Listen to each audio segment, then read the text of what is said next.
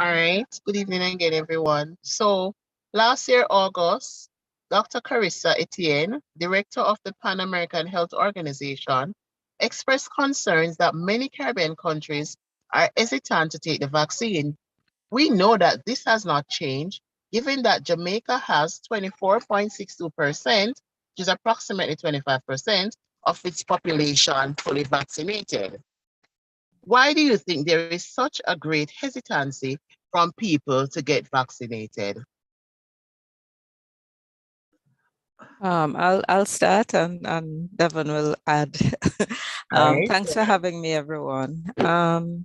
So I think there is mistrust of the messenger. That's one of the big problems.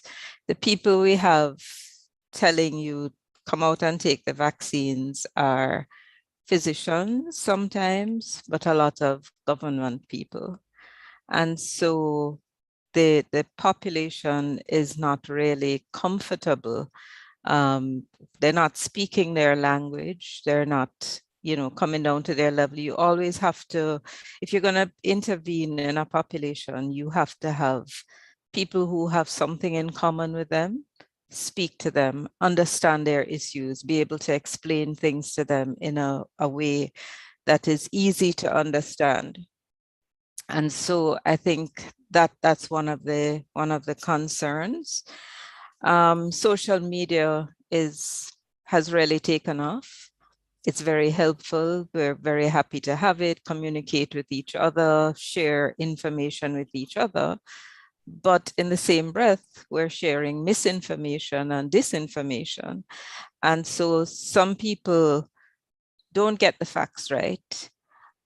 People are not going to reputable sites to get information. And therefore, we have all of this misinformation. And then you have people who deliberately are anti vaxxers. And therefore, these are the people who will tell you how terrible it is to be vaccinated. So, social media can be helpful, but it can also be very harmful. I think the other concern has been the rate of development of the vaccine. People have this that they're shoving something down our throat that hasn't really been studied, and the safety of it is really a big unknown. And so that's the other reason people are concerned. And I can tell you a very personal experience where people have said, they said they're not taking it because it's new. And then we discussed, what about the protection of me that you're going to be in contact with? And this is somebody I've known for lots and lots of years. That person said to me the only reason they would take it is if the US government requires it for travel. So the priorities of the concept of collective responsibility is not there. So I think I will stop at those few, and I'll let Devon take over to add some more. There are lots more, but Yeah, I'll let Devon continue. yeah, no, I think you have touched all those buttons that are highly relevant for our region and for our people. It all boils down to misinformation and trust. And the conversation is, how do we reclaim that trust so we can get beyond the hurdle of vaccine hesitancy? So I do think because governments actually saw that they could have probably used this event to really solidify their power. They try to be the leaders of this scientific problem. And so the credible scientific sources such as the CDC, the World Health Organization, and our Ministry of Health just basically lost control of the message. Dr. Wolf talked about the amplification of social media. I think that, in itself is one of, that's what drives us into this crisis. So, we're living in a world right now where there's deliberate action to disrupt the current world order. And I think, it's almost like an asymmetrical warfare that is happening out there, and the world is falling victim to it. And this is something is very difficult to communicate, but it is true that this misinformation benefits some cohorts, some governments over others. So the thing is that Dr. Wolf and myself are a credible scientific source. So let's talk vaccine. Let's talk to our people about vaccines, and we can be the conduit for all that information. I mean, just by disclaimer, I'm here on my own capacity, not representing my organization, but I do work for AstraZeneca. So I'm fully aware of the pipeline development of COVID-19 vaccine. And so, if folks do need information about the vaccine, they should go to their local doctors. They should talk to their clinician, or they should, reach out to the spectrum of scientific knowledge that exists within our community. And we can actually explain to you, how is it that we got a vaccine produced in 1 year? It is not scientific fantasy. It is possible. All right. It is possible because mechanisms have been put in place that allows you to run a phase 1 trial while you're running a phase 2, while you're running phase 3, and you're manufacturing the drug in a facility at the same time. Mm-hmm. It's almost like you're working on a car. Someone is fixing the front of the car, someone is fixing the back, someone is doing the upholstery. So the whole car is being built at once.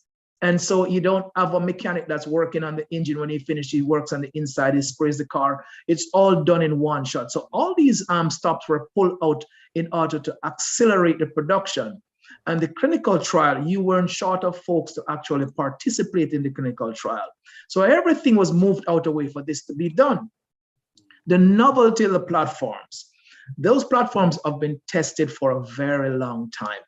mRNA, viral vector delivery. We've been playing around with these platforms for a very long time. This is nothing new in the scientific community. So had the scientific community been the face of this dissemination of this vaccine information, you would have really seen this in a very different light.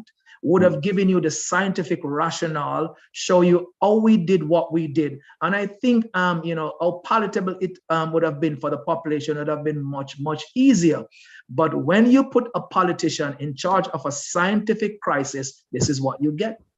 Mm-hmm. And so we're hoping that, we'll spend some time with you guys this evening and enable you to uncouple, misinformation from real information. And so we could get someplace. Yeah. Thank you so much.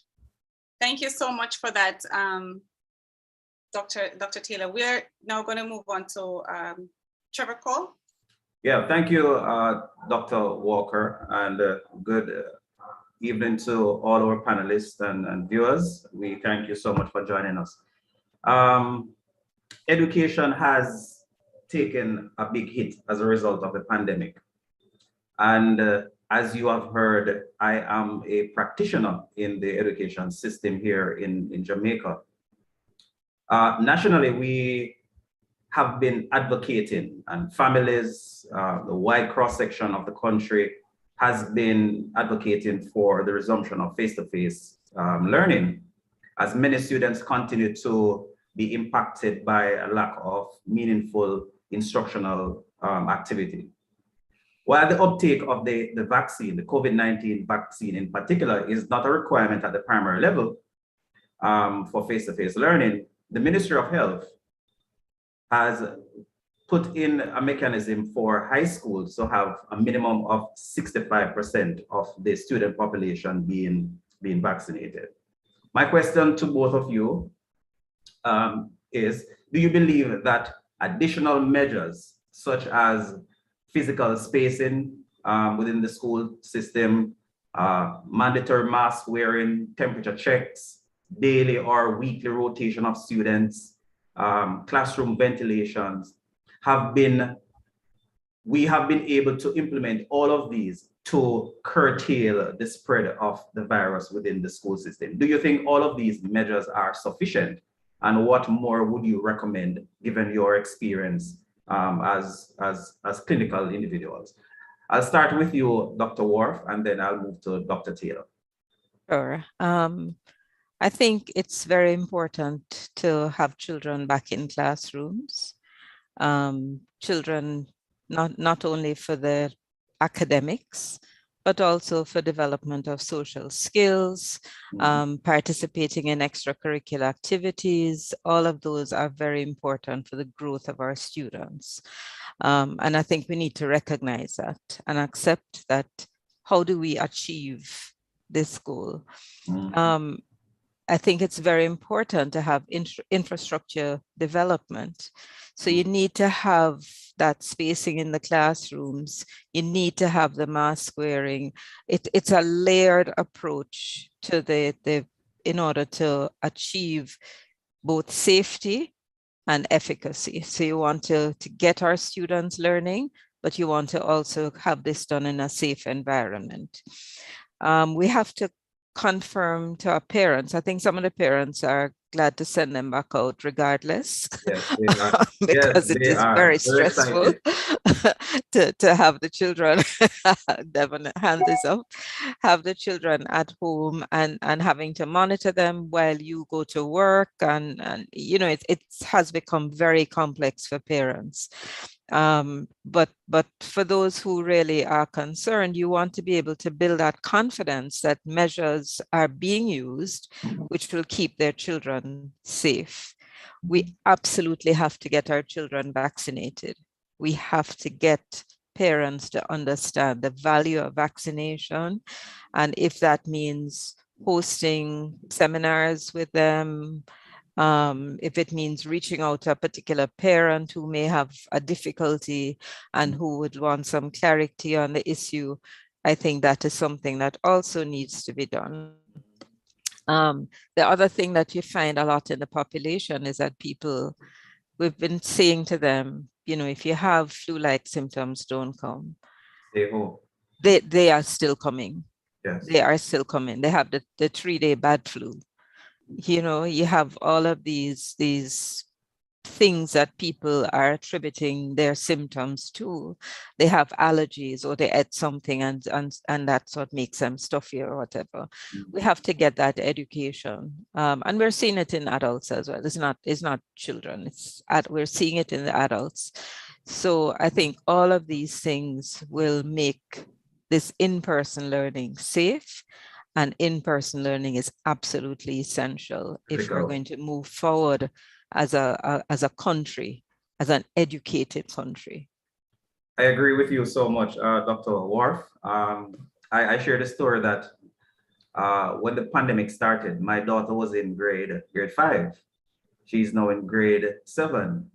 And September she'll be going into grade 8. It's just an indication of just how fast time is going and, you know, the impact of the pandemic itself.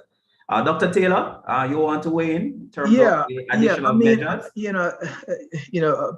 Professor Wharf covered most of the salient points, but I mean, we can't stress enough that this break in the continuity of our kids' education, is actually creating greater inequalities in our society.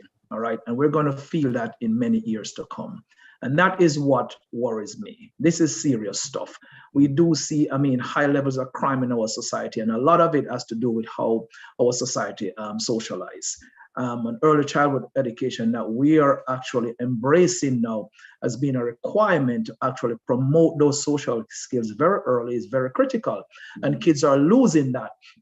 So what is that other thing than vaccination that will actually allow us this face-to-face? It is vaccination. Vaccination is that other thing. So, I would really emphasize that. This data comes out in Jamaica that says 98.5% of the folks in hospitals, who are really have severe disease are the unvaccinated. So the data is right there. So as parents, as educators, we need to recognize that, the signs that vaccination is working is, can be seen from the numbers. So I think there's some other stuff that can be done, and that's around testing. All right, so I have 3 school-age kids, and we do get test kit from the school, test kit from the government, and we have to test them. And I think that's one of the things that we need to roll out is more home testing and ways to report this into the education system, so real-time information reaches the school. I think the infrastructure that Prof mentioned is very critical. But I think we need to probably build out some mobile, contact tracing applications that can be, all these kids have smartphones these days, you can't catch them with a banger phone. So, they'll be able to carry an app on them. So that is something that is really important. The N95 mask, I think we can use those for kids, and some of the kids are commuting. My niece goes to St. Hilda's and she commutes from Steertown, and she takes the bus. I think if we can put in rural public bus transportation for kids, that would be highly helpful. Or they're wearing N95 masks and public transportation. So those things are very important. I think our teachers, we need to have a taxes for teacher fund, where teachers are able to take taxis to school, and we need the private sector to really collaborate with the government to provide these vouchers to teachers to get there. And I do think teachers who have underlying conditions should be allowed to teach virtually. So they will have, teaching aid in the classroom, but they're able to do so from home, because we do not want to expose, our teaching population to COVID. So, we are a tropical space. A lot of our classroom can be held outside. I think, those kind of things will help with the ventilation in the system. But, that other thing is actually vaccination. We have done that in Jamaica for, measles, for mumps, for polio. I think we need to bring into the school, the healthcare official offer vaccinations in school with that education component to it. Wow, thank you so much, Dr. Taylor. So much for us to delve into. I hope that time will allow us this evening to, explore some more. But I'll hand over now to Dr. Walker as we continue the conversation. Thank you, Mr. Cole. So Dr. Walker and Dr. Taylor, we know that working collaboratively with parents and other members of the school community is central to the growth and success of schools and student overall health and achievement. So my question to you is, what added homeschool partnership, meaning parents, caregivers, and school community, can be forged to help reduce the spread of COVID-19 within the school community? Devon, go ahead. Yeah, I think a lot of this is about information sharing. I think the partnership between parents and the school is critical. Parents need to actually practice routines. I think routines are very important for kids. Kids learn those kind of things. So if we're practicing, mask wearing and, sanitizations at home, social distance, in our community, and kids are seeing that, I think kids will practice that when they go into schools. So I think it is very important that line of communication, maybe the establishment of a hotline where parents can actually call in that, I just found out that, my cousin was visiting this weekend, and, they contact me and said they are actually positive. So, the parent will be able to reach the school very quickly to communicate that information. And so that would protect the population. So for me, this is kind of like, a communication thing where maybe we're having these Google forms that parents can actually go in and fill in to say that, okay, my child have some symptoms here. We're keeping them home. So keeping that channel of communication, because it's a very difficult thing when we're in a country where, parents normally don't communicate with their school effectively. I don't know, here every Friday I get a call from my kid's school. And it's a recorded conversation, but it basically tells you what happened during the week. What's the positivity rate in the school, and so we get that information. I think I also have a number that I can call directly into the school and get all the health details. So establishing that kind of a direct communication could be very helpful. Yeah, I think we need to have that communication, but you also need to acknowledge that we have issues with communication in terms of our connectivity. We do have connectivity issues, and that certainly needs to be something that should be addressed. There there is going to be teacher burnout, you know, Yeah. with multiple people calling in or contacting them and so on. So I think we need to accept that and, you know, try and socialize our parents to say, you know, this is what is important. I mean, I'm a physician and people feel the need to tell me things at all hours of the night, you know, things that are not going to change their life, but they just have this accessibility and it can be abused. So I think there's a lot of teaching that needs to be done of our parents and support given to our teachers to say, you know, this is a different time. And we understand that you are stressed, and what are we going to do to try to relieve some of that stress? But as Devon was saying, children, you know, learn what they live. So I have a 3-year-old granddaughter. She doesn't live in Jamaica, but she goes out and she puts out her hand for sanitizer. You know, it's like this is part of her life, and we, you know, her mom will tell her, you know, remember, you're a superhero, you're trying to save the world, to get her to wear her mask. You know, whatever you can do to help, I think is very important. So we have to look at all the strategies. There's no one fix, but I think there are many things that we can do to intervene to make it a safe space for students, and we need to look at all of them. And use as many as we can to try and keep that space safe. Thank you so much for your responses. Sarita? Yes, I'm here. You may go ahead. All right, thank you. So globally and within our Jamaican context, we have seen a great divide among parents and other persons about the benefits of wearing masks.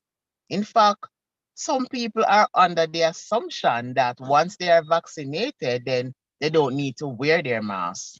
Dr. Taylor and Dr. Wharf, why is it important for educational stakeholders, including students, and those persons who are fully vaccinated to wear masks? And how can parents prepare their children to be safe at school?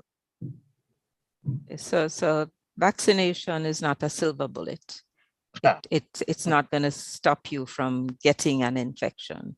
You may have less of the major complications. You may get over that infection much more safely if you are vaccinated.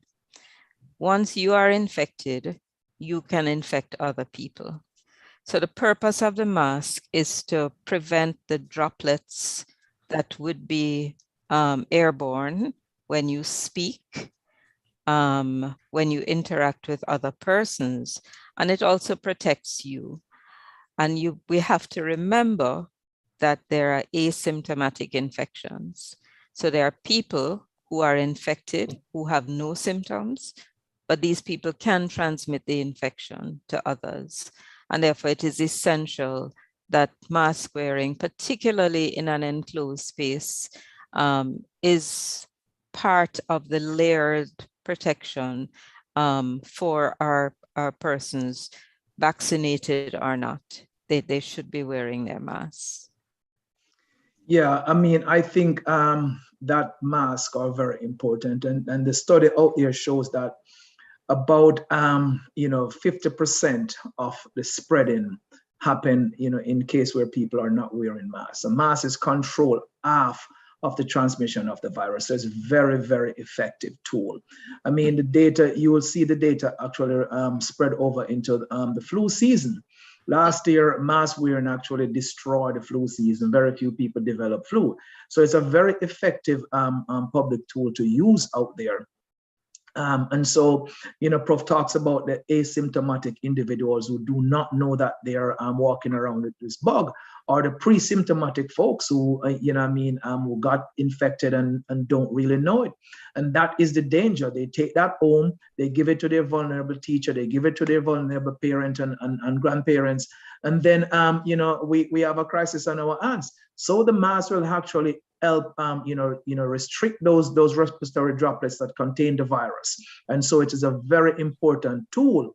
So, again, we have to practice these things for our kids to really, do the same in schools. Don't wear these masks under your nose, okay? I mean, it's a very common thing. You go out, you see, the mask not being worn properly. You need to cover your nose and your mouth in public spaces. And it's a very effective tool. So, we're advocating for that. And parents should really, join in and advocate that their kids wear these masks. I think, if you're on a school bus, if you're on public transportation, I think if someone takes it off, the bus drivers need to stop and tell them to get off the bus or wear their mask. I think we just got to enforce these things, and we'll have some better outcomes. And I think the other thing to add is that there's no danger in wearing a mask. So some people have this perception that they're going to lack oxygen if they have on a mask. There is no danger in wearing a mask. There's absolutely no scientific evidence that your breathing is going to be compromised or your oxygenation is going to be compromised if you wear a mask. Yeah. So Thank you. Just before you go ahead, I just want to make mention too. Earlier, Dr. Taylor, you mentioned about the need for, is it N95 you said, or KN95? N95. If our students will be able to get those. But for those, we know that majority of us, like some of our parents, depending on where they're situated, perhaps they don't necessarily can afford it. Is it okay then for people to double their mask? This is just a question I didn't say. I know that, I'm just asking off the top of my head. No. I mean, and the KN95, if you could get your hands on those two, you can. And yes, if you could double your mask, double it. We're very cognizant that we're living in a society where ways and means, it's not equally distributed. So what can you do? I mean, if you can double your mask, you double your mask. My daughter doubles her mask. I mean, and she does have access, but she plays basketball. So, she's not going to wear that heavy layered mask when she's playing. My youngest got COVID. I mean, he plays basketball too, and we had to isolate him in the house. And all of us wore masks, and no one else in the house got it. So it is actually a very effective tool. There are these measures that we could take in our society around isolation and quarantine and mask wearing, and they work. So, one part of, Sarita's, is that I'm pronouncing him correctly, asked about how do we prepare our kids, to be safe in school. I mean, and the mask wearing is a very important component. All right. The vaccine is a very important component. 5 years old and older can get the Pfizer vaccine. It's available in Jamaica. It's a safe vaccine. So, I mean, I would encourage that as well. You're sick, you stay at home, and you practice your social distancing. I mean, and wear your mask in the right and proper way, and your hand washing. I think these tools will really help our kids to be safe in school. All right, Mr. Chavakol, go ahead. Yeah, well, I'm just sitting here listening and just absorbing. Very important information being shared. And I'm sure that our audience is benefiting from what is being said. Dr. Taylor and Dr. Wharf, some conversations we can admit are harder to have than others. I can speak to the fact that my school in particular, St. Anthony Primary, we have resumed face-to-face. And we try to communicate with the students every morning and throughout the day of how to wear the mask. You have to remind them to put it over their nose and cover their mouth and so on. But sometimes I believe that the conversation is not as, some person would say sexy, and it's harder to have. But as the COVID-19 vaccine continues to surge in our country and across the world, new information emerges about the different variants. My question is, what are the age-appropriate conversations that parents, teachers, caregivers, and others should be having at this time with our children about the COVID-19 virus and vaccination. So the conversation that we should be having with our children now at this particular time. Let me start with Dr. Wharf, and then Dr. Taylor, you can weigh in after. Okay, so there is good evidence that the vaccines are protective against severe infection. There is good evidence that the more people who are vaccinated, the less likely the development of variants. Mm-hmm. And so this is a important information that you need to share with the parents so that they can get their children vaccinated. The variants, we can't predict when one will appear. We can't predict what that particular variant is going to do.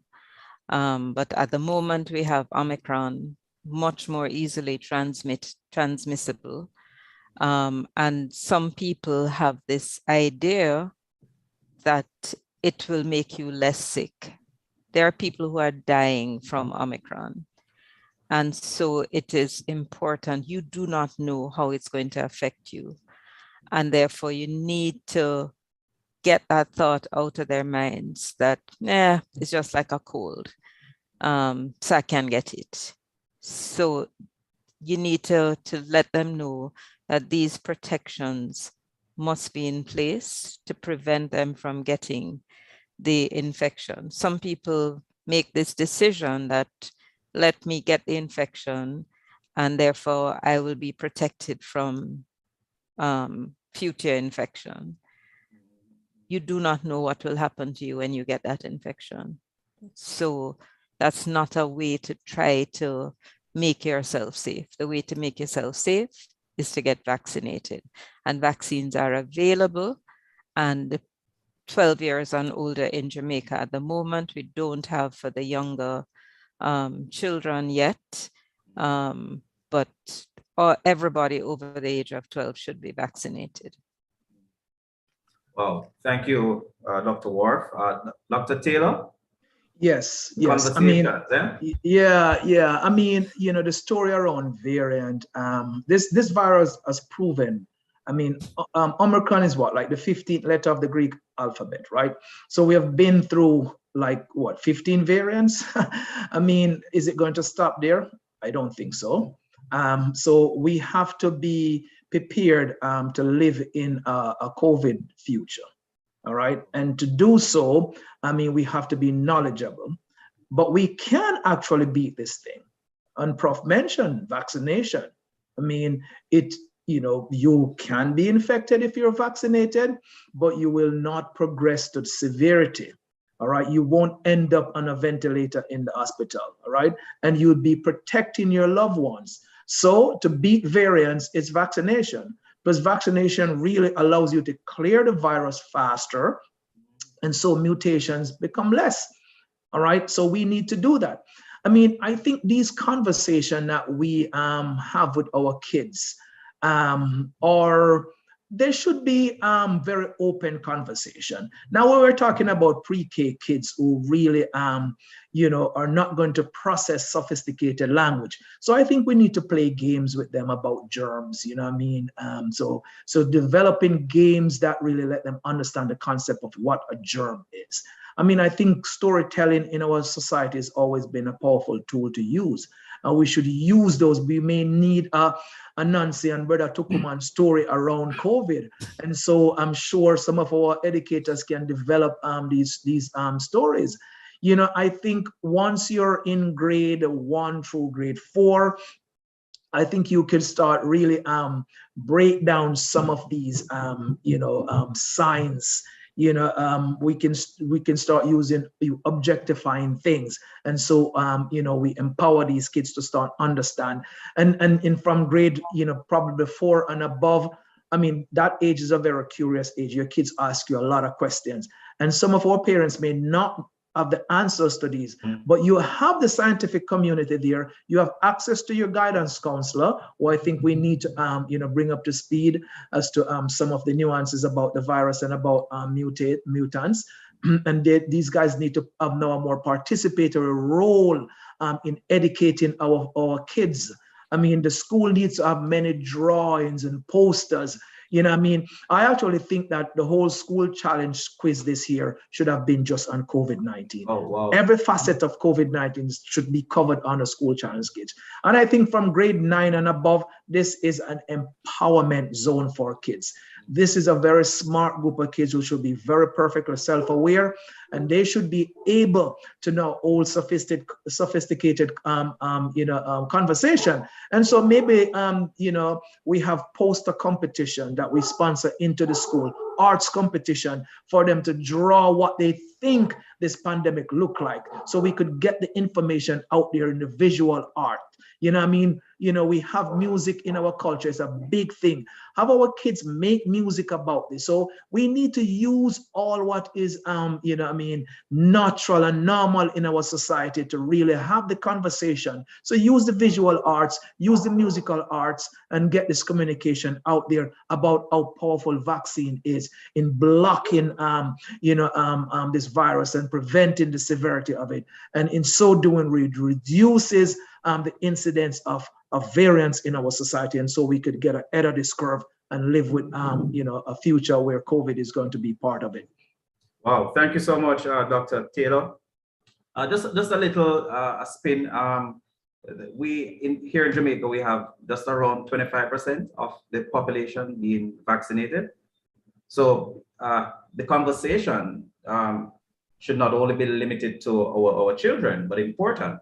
But I think the society on a whole, and I think both you and Dr. Wharf spoke about that in terms of how we, the scientific community, sharing and disseminating information so that we can have more persons participating in the process.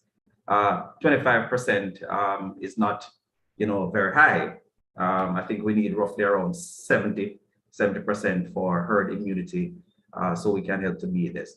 So thank you so much for sharing. I'm just here listening and absorbing very important information being shared. Yeah, and I said we need more than 70%. With these different variants, we need 90 and above % for herd immunity.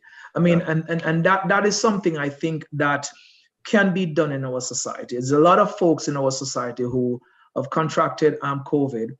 And have markers in their blood in the form of antibody that can allow us to know that they were exposed.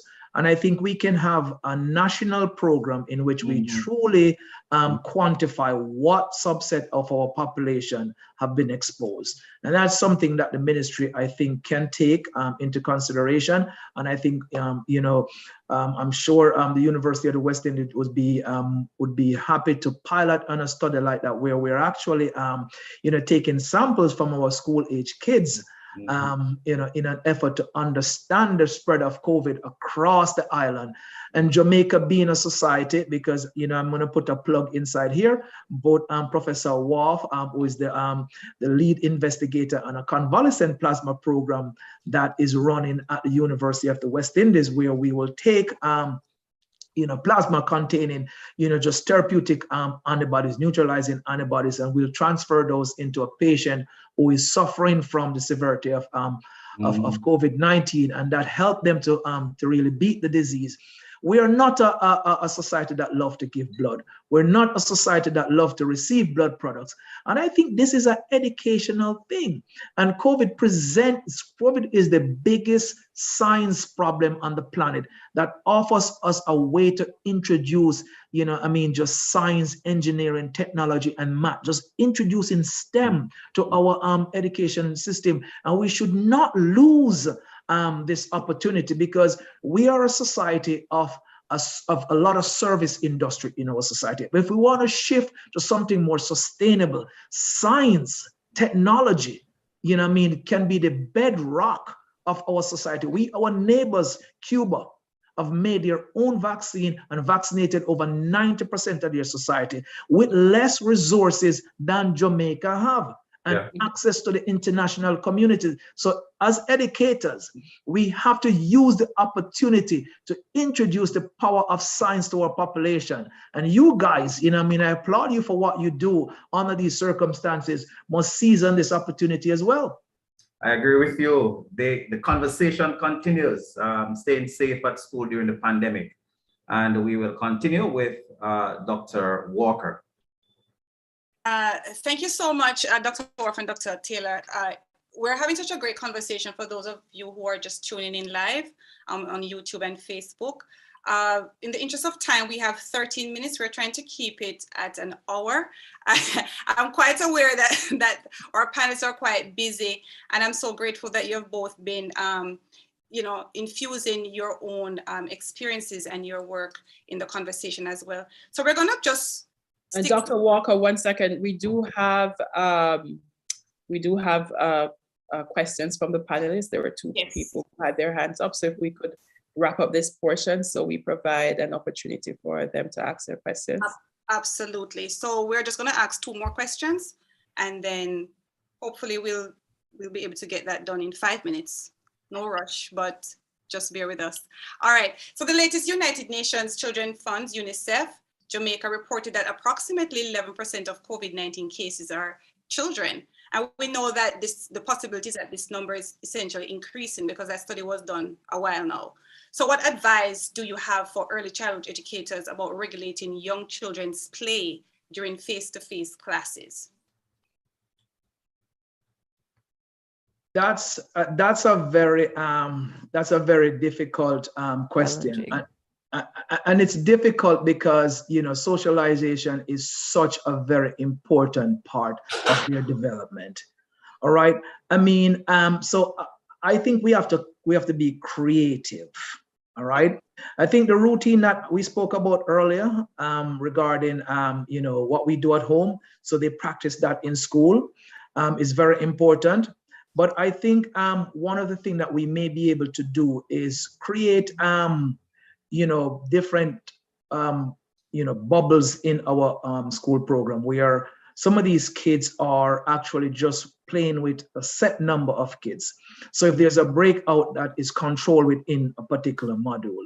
I think, we spoke earlier about, using probably Legos building block, drawing and sharing more stuff vocally. So the physical interaction, is reduced, but the visual and the acoustic is increased. It's like your senses. If you can't touch because you may lose your hands or, you can't move, you can hear and you could see. And so I think we have to use some of these tools to actually help, so improve on our storytelling, use, objects, build stuff and share in this.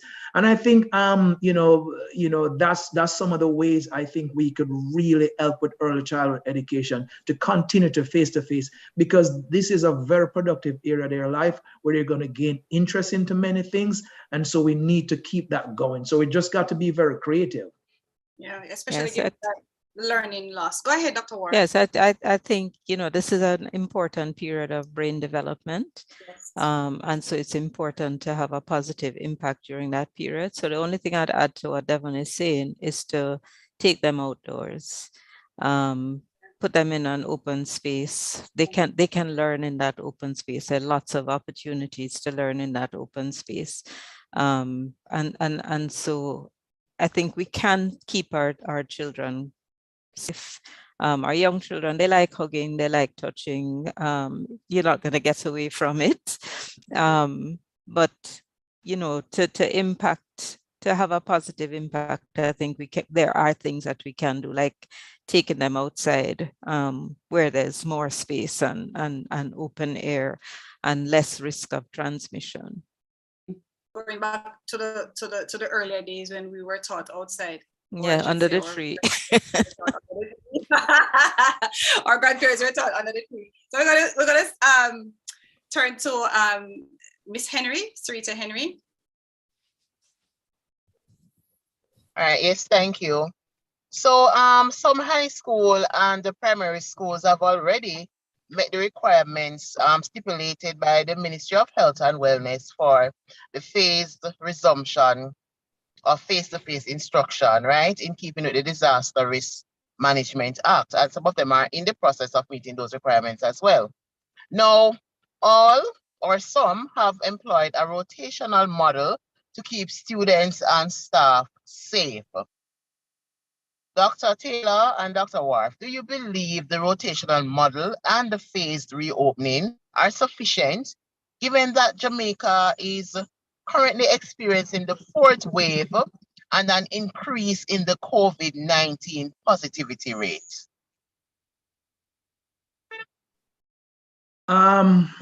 This is a UNESCO developed approach, which I think is the best we can do right now. So of course, UNESCO has done a lot of research and have a lot of international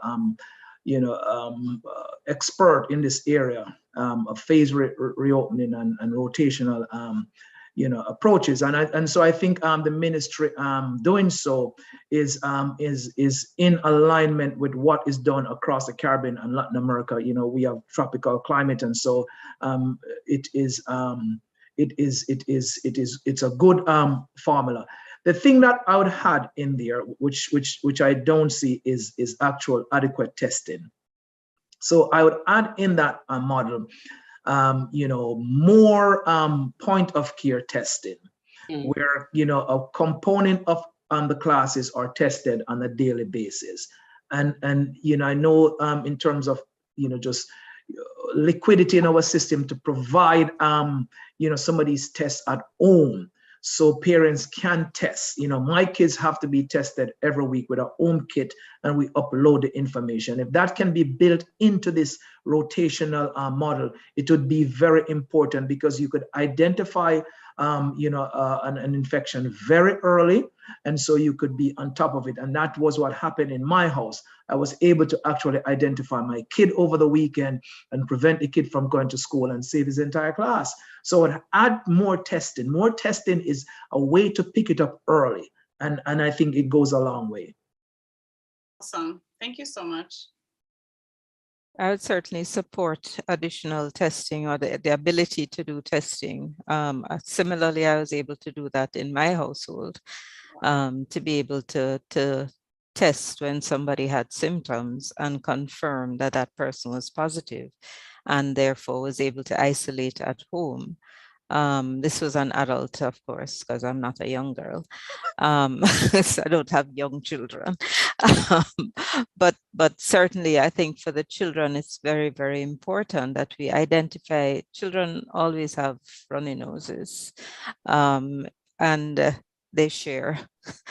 So I think it's important to have them tested. If we can, there are lots of tests available.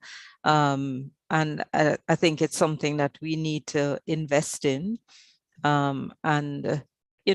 Yes, we can ask for private sector donations and so to try to get this on board, because I think part of the issue is that people don't know what to ask for. I think our people in charge are not necessarily asking for the right things in order to manage the pandemic. Yeah. All right. Thank you so much for your responses. I'm going to hand it over to Mr. Cole to just take the questions from our audience. I think Lavana had her hand up, and then we have Omar Smith, who is also a professor here in Canada. So Lavana, you may go with your question, and then Trevor Cole, you may continue with. Hi, good night, everyone. It's a pleasure being here another time, always supporting. But I heard earlier, Doc and the professor spoke about, we're backwards in Jamaica, my opinion, as it relates to, getting the information out speedily so that people can, get it, soak it in, and how do we go from there? my main concern and the question too is I'm a private tutor. I have my surroundings under control because I go to the homes of these parents. But I am in contact with the transport center in Jamaica. And since school reopened, there is no form of practice. Once these kids, this is something that I see with my eyes, once they connect, like they leave school, no mask wearing, the gathering, all of that is happening. How are we going to control the pandemic with the school children? Yeah, we spoke about also early childhood educators. I'm an early child educator. We can't make up a story, give these kids to say, if you don't do this, we cannot. They are much brighter than we think. They go home, they tell their parents will tell them, not no go sir. So we have to just tell the truth and just be realistic about the thing. Yeah. How now about testing and all? I have so many questions, but I just don't want to take over your program. Yes.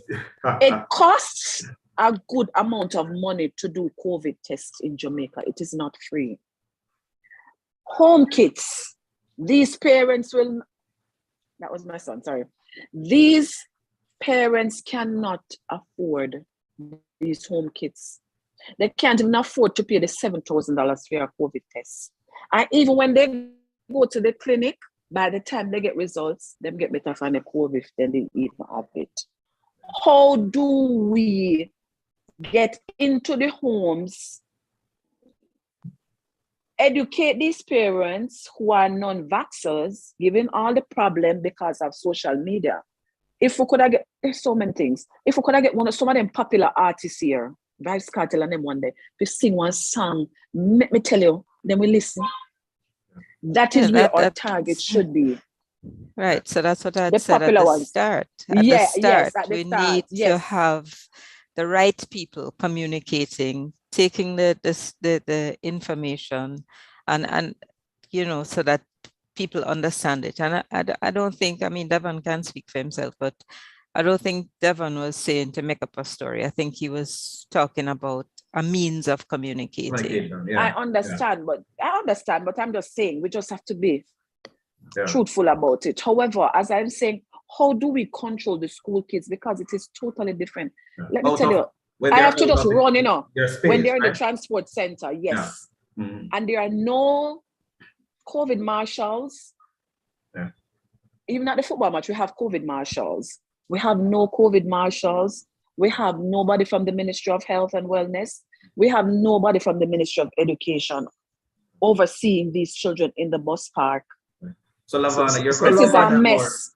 How do we control what happens these children after school? Yes. Okay. Yeah, because the mask are not being worn. Touchy, feel it. Huggy, talking in each other's face. All of that is going on. And it's what I'm seeing.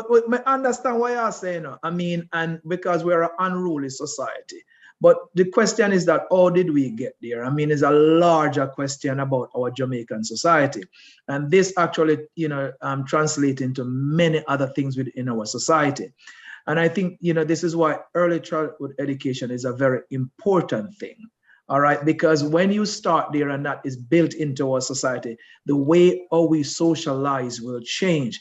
We're not going to fix some of these societal problems that we have during, you know, the pandemic, but we can initiate some of these fixes.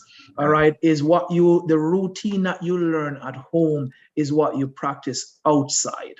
All right, so I mean, we can only says, I mean, as Dr. Wolf kind of pointed out, right, is the messenger and how all of this got started out. All right, it is how and who sees that message in the beginning that, you know, led to where we are right now. It's just part of the problem. So what I can say is that when you kind of repeat these things to kids more and more, they will listen. Kids are very plastic. They can learn, but it takes adults to really guide them. So what the kids are actually practicing is what they're learning. is what they're learning. So, you know, if we can win over aspects of our society, because we all know that none in the music industry is actually pro-vaccine, all right? They actually take that adversarial role in terms of this is not, you know, the truth that you're getting. Whereas I don't really know any entertainer who is a clinician or a research scientist out there, but they're advising the entire society on a scientific problem, and nobody calls them out on it. All right, so we have, you know, we got to really switch the messengers, but it's a very difficult battle. Yeah. But we can chip away at it by empowering the people to really drive the message. Myself, Dr. Wharf, we're getting into the game late to try to make a correction to something that is broken, and is only time that can really help. Storytelling is a very powerful component in our society. And my point earlier was not to tell false story, but you could tell a story that is true about a germ. And so, but we have lost aspects of that in our society. Now, I'll say this to you, all right? We have another SARS-CoV-2 virus called MAIR, Middle East Respiratory Syndrome virus, that have a lethality of 30%. I could tell you, if that was what was traversing our society, everyone would fall in line, because 30% of the population is drop dead. All right. And so we respond to drama and trauma, which we don't want to go there. And if we don't really, you know, buy into this as the entire society, we can actually have a SARS-CoV-2 variant that can be dangerous. Now, we have a 2% kind of mortality rate with what we're seeing now, but mutation can send this into some direction that we don't like. So it is for all of us to buy into this, to educate the population once we know. Use our voices. Yeah, thank you, Dr. Taylor. In the interest of time, we are going to proceed. I'm sure you would have answered the question posed by Lavana. I think Omar is next. Omar, are you still there? Yes. Yes, I am. Thank you. I encourage you to make your question brief so that our doctors can respond. Go ahead, Omar. Thank you. I am dialing in from Canada, and I heard Dr. Wharf and Taylor mention earlier that messaging seems to be a problem in the wider community in the fight against misinformation and hesitancy regarding the COVID situation. Yeah. What if I remember clearly, one of the two persons did cite persons getting messages from politicians to engage a society, and it was assumed that they are the wrong agents for this particular message.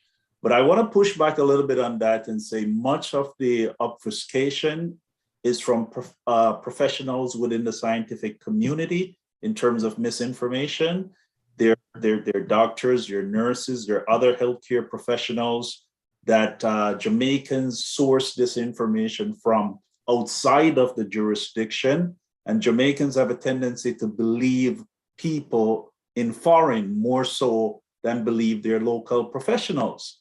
So just even today in Ontario, before I came on the call, the Niagara Region Medical Healthcare Officer is doing something contrary to what the Provincial Healthcare Ministry is instructing them to do inside of the schools.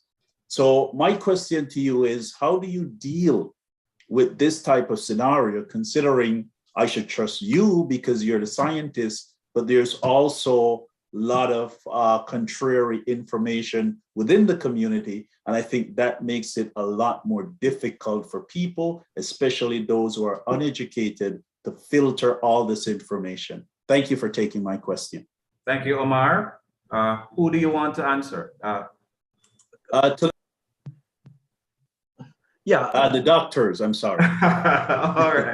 All right. Yeah, I mean, so listen, there are doctors out there who are peddling information that is incorrect. Okay, now I mean, we know, all right, as an immunologist, all right, how SARS-CoV-2 proliferate in the body and what the immune system does to control it. This is not actually debatable science. All right. We know, I mean, about the innate immunity that attacks the virus within the first entrance in the body. And when that layer fails, we have adaptive immunity that kicks in. All right. There is so much publication out there that speak about the neutralizing antibodies that are raised, all right, that are used and shown to neutralize virus and remove it from your system. I mean, this information is available. So, I mean, I would call some of these fringe individuals who will peddle this information to say, show me the publication that you are using to justify your position. And they cannot show that information. They will speak in many hypothetical sense about the science around SARS-CoV-2 and what may be driving variants, but they cannot prove it. On the other hand, peer-reviewed science that we believe in, that we use, that we practice every day. And I mean, patients, that Professor Wharf would see in her clinic, all right? And individuals that we would transfuse with convalescent plasma and study, the rate of viral clearance. We can speak directly to that, having hands and skin in the game. So, I mean, yes, there are informations out there that some, in our scientific community would spread out there. But I would say, I mean, when you look at someone with peer review, in publication, with hands-on treatment of these patients, we can give you real world evidence and share with you those findings. And I think that is powerful. Now, how do we communicate this in a palatable way to our societies so it's not also sciencey and they don't understand it? And so those various layers that we can engage with depending on who our audience are. But I'll say to this audience that vaccines work. Okay, the virus can get beyond one layer, but there's a T cell layer that's there that's prevented you from progressing into severity. And that is just the fact truth. All right, the data is stark. You got 95%, 98% of those dying in the hospital are unvaccinated compared to a point something, who are vaccinated. That is clear-cut data and evidence around the science of it. Yeah, I think we are very polite in that we don't call them out when they're talking nonsense. And I think we probably need to do it a little bit more to say, this doesn't make sense, to engage them in the discussion and say, show me your evidence. Explain to me why you think this way, right? And have both persons on a panel to have a sensible discussion. Yes. Dr. Wharf and Dr. Taylor, Dr. Katina Pollock, who is also a professor here in Canada, she said it's very important that knowledge mobilization is something that is encouraged more, where we're using more evidence-based information to disseminate, all this kind of details about COVID-19. We also have Dr. Grace Camille Monroe, who has her hand up. She'd like to ask a question, perhaps pose a comment. Hi, good evening, everyone, and thank you so much for a very, very deep discussion. Having been a part of the Ministry of Education for over 20 years, seeing a lot of opportunities that we have missed in terms of our capacity to be very reactive to certain crises and not building our capacity to be more proactive. But I have a question. I had the opportunity of returning to Jamaica in the Christmas, and I was in a conversation with a tour operator who was so adamant that she was not going to take the vaccine because she's drinking bush and she knows that the bush will work. And I became very curious. I couldn't say a word because I don't have any experience in bush or that aspect of knowledge. But I wanted to ask, is there any truth to the efficacy of certain bush or herbs? Has there been any investigation and with respect to its efficacy in treating with COVID? Is there any truth to this? I have no evidence. I have not seen any data. I don't know that there are studies. Everything is going to be an anecdote. they say, oh, they never got COVID because they're drinking this bush. There are asymptomatic COVIDs around, so you have no idea whether they had COVID or not. There are a lot of things that people will claim, and we need to, again, say things can happen just by chance. And therefore, when you say that I took this bush and I didn't get COVID, it's a chance effect. It could be a chance effect. Yeah. There are large data sets that show these certain things will work. And until you show me that data set with your bush, I cannot support it. I agree. Yes, I mean, and we're not saying that by dispelling, some of our folk medicines. All right. The problem here is that many of these so-called medicinal herbs, we cannot consume them in the quantity that would be required to promote any kind of anti-inflammatory responses. So there are some stuff that will drive what we call a type 1 interferon, which is important for viral removal. All right, but it's just not enough that we can consume. I mean, there are studies out there that are going on some herbs, and everyone talk about turmeric and, elderberry, and some of these stuff that, you could get in health food store. And there's some evidence around that they may be able to drive some of these responses, right? But it's just not enough. We cannot consume it enough, and you cannot count on that. So that's not a pathway to go down when we're in a pandemic, when we're in a crisis. This is why we have the sophistication of modern medicine and control studies work. And so, layers of protection. Many of these compounds have a lot of alkaloids in there that are going to destroy your liver and it's going to destroy your kidney. You are consuming so much and you're causing problems on your own self. So why would you take that risk versus something that has been shown and proven under careful guidelines that work? Why would you do that? So, again, I think it's information in our society. And I'm saying that we have the biggest scientific challenge on our planet. Let's use this to really educate our population about the use of modern medicine, because that's the reason why we are here. How many vaccines have we taken? Polio, MMR, hepatitis, you name it, we get a flu shot every year. This is modern medicine. If we did not do that, we'd have serious problem. So let's use use the tools that we have. Yeah. Dr. Taylor and Dr. Wharf, we have a text question. I think maybe this is going to be our last question. It's from Dr. Natalie, is it Hemans? The question says that I am a pharmacist. The main question patients have is that there is a lingering cough sometimes after suffering COVID. Is this an indication of lung damage based on the concern of the patients? That's the question. Is this an indication of lung damage? Not necessarily. Sometimes just the upper airways may be irritated and remain with some challenges that cause people to cough. But lung damage is far less likely. But certainly if there is that concern, they should have it investigated, because you can get lung damage with COVID.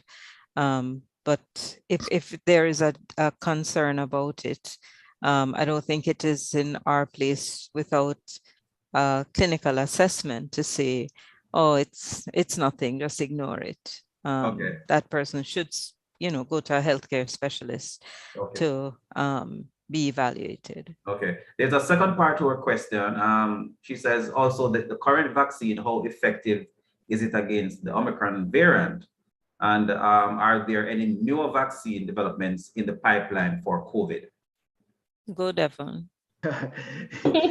Yeah. I mean, so here's where the most effective component of these vaccines are right now is preventing severity and hospitalization. All right. So you can get infected. So we're about 70% protection against infection with the current sets of vaccine, but we are still in the 95 percentile range regarding to hospitalization and severity. So we are still good. The vaccines are holding.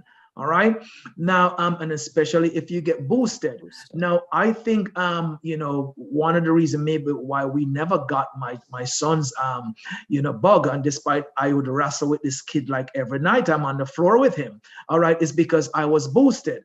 And I did a mix and match boosting. I was my primary vaccine series was Moderna, and then my booster was with Johnson & Johnson. So I mix my vaccine because there's proof that you kind of promote more both humoral, which is the antibody, and the T cell responses there. Now, with respect to what's coming down the pike, all these vaccine companies are working on variant specific vaccine, and because the flexibility of the mRNA platform, flexibility of viral vector platform, we can actually position ourselves in a good spot where a variant breaks and we can get something out there and ready in 6 months. So I think there's no need for a variant specific vaccine from Omicron, but should something comes that is worst, I think the scientific community, the pharmaceutical industry is poised to actually make variant specific vaccines. Okay. All right. So thank you, Doctors Taylor and Worf. We have had a really wonderful session this evening. I see that we have one more question, but unfortunately we can't take that because of time. So I'm going to hand over to Dr. Walker, who is going to be doing the wrap up for us. She indicated that it's a short question, Mr. Cole. I think it's Lavana. Just a short question. I forgot. Thank you so much for Dr. Taylor. For someone who caught the COVID, how long after who is not vaccinated, how long after catching the virus can they take the vaccine? Yeah, so originally they were asking you to wait 6 months, right? Because there was a lot of unknown, but you no longer need to wait 6 months for taking the vaccine. That window has been reduced. I think you could take that within 3 months after you recovered fully to take it. All right. Does that answer your question? Thank you so much. Yes, thank you very much. So we really want to thank our panelists this evening, Dr. Worf, Dr. Taylor, for coming and sharing your expertise and your knowledge about COVID-19 with our educators, parents, and others who are online now via Facebook, YouTube, and even Zoom here.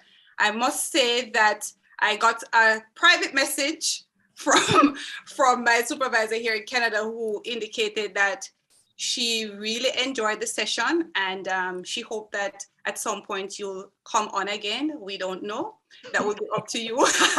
She's setting us up. But anyway, so I don't know if you would like to take a minute or so just to tell our audience what exactly, because I know that we were, in the space of talking about education, but I know that both of you, your practice, for those who are coming on late, your practice specifically look at certain areas. So Dr. Worf, you want to just mention quickly what you're both working on, and Dr. Taylor. Yes, so I'm a hematologist oncologist, which is basically looking after people with blood disorders, both benign, so something like iron deficiency, and malignant disorders like lymphomas or leukemias. And I also see patients with solid tumors like breast cancer, colon cancer, and so on. Recently retired from the teaching space, but still have postgraduate students that I am helping to prepare for exams. And most of my work now is service work and research. My interests being breast cancer, lymphomas, and COVID, which we, with Devon, we got into this space of looking at, you know, potential research, and as Devon mentioned, actively involved in the convalescent plasma as a therapeutic option for people with severe COVID-19. Okay. Yeah, so I'm a lab rat, all right, if I put it that way. So I actually work within the research lab. I am looking at immunological mechanisms. So my PhD work is in autoimmunity, where I actually, you know, studies disorders such as lupus, Sjogren's syndrome, you know, Crohn's disease, and understanding how you know, dysregulation in the immune system, you know, leads to these conditions. I transitioned into a pharmaceutical company where I'm actually developing you know, medicines to treat many of these conditions. And actually, has gotten into immuno-oncology, where we're using the immune system now to develop therapeutics to combat you know, various forms of cancer. So that's, you know, I'm heavily into mechanism biology, understanding the pathways that are broken in the immune system, the pathway that the immune system uses to control malignancy, control autoimmunity. So that's kind of like, you know, what I do outside of that. And working with Dr. Wharf, you know, was really awesome. Is I am involved in a lot of environmental work where it concerns just inequities in accessing environmental spaces such as beaches and rivers. It's a big problem in our societies as we grow and develop, that we're losing access to our beaches because of multinationals and destruction to our environment, which we are custodians of and want to pass that on to our kids. So I'm getting involved. I've been involved in advocacy of freeing up these spaces and protecting the environment, because I think this is very much tied into health. There's a lot of health benefits. It's something that we don't promote a lot. You know, nature, I mean, using the oceans and rivers is very therapeutic. And so I'm a big advocate for that. Thank you so much for that. Just forgive me. I remember someone had asked me a while back before our session started, maybe a few days ago, that it's something to do with the pill version, and I totally forgot. They mentioned something about their godson who is terrified of the needles, and if it's a pill version, would be useful for them in terms of treating the sickness that is brought on by COVID-19. Do you have any idea about that? And then we finish. The pills that I know that are in development are for management of the disease, sort of, you know, early on in the illness. I don't know of a preventive option, but maybe Devon in the therapeutic space may know a little bit more. Okay. Yeah, so both you know, is it Pfizer and Merck that came out with Pfizer, their versions of one is a protease inhibitor that actually mechanismically target one of the proteases that the virus uses you know, in its life cycle, if you will. The thing is that you have to go in early, right? And it helps, pretty much reduces viral load and allow your immune system to kick in and really, you know, helps. So, you know, it is available in the US right now. Of course, the US government bought up all the supplies. So internationally, it's not going to be available on our shores for any time soon. But it's shown to be very, very effective when given early. So it is, you know, there's something that we do know, that vaccine alone is not going to get us out, because they're going to be breakthrough in vulnerable population. They're going to be, you know, the immunocompromised folks who are not raising, you know, good immune responses. And so there are other modalities that we're going to have to use. And so this is why testing is very important, because the earlier you could find out that you have this, this bug, is the earlier whatever treatment paradigm we need to use on you. And the pill is going to be one, and many other companies are working on their versions of these therapeutics. Now we know, and we've been through the HIV epidemic. We're still searching for a vaccine for HIV, and we have good medicines out there right now that are controlling the life cycle of the virus. And so COVID is not going to be a stranger to this. And that's what Pfizer has done, has made their pill, and Merck has made their as well, that are available, but not on our shores yet. They're just protease inhibitors that are controlling viral, cycling. Yeah. Yeah, so it's not like the vaccine, Yeah. which prevents infection to a large degree. Okay. Oh my goodness. I've learned so much more from both of you this evening. Such a rich conversation that we've been having. We thank you again, Dr. Wharf, Dr. Taylor, for coming. Special thanks to our viewers who are here on Facebook as well and YouTube. We know that you spent almost an hour and a half. We had hoped for just an hour, but the questions led to this time. So as we continue the conversation with our stakeholders, please remember to essentially share this session with others. You can join us for part 2. We're thinking of having that February 2nd.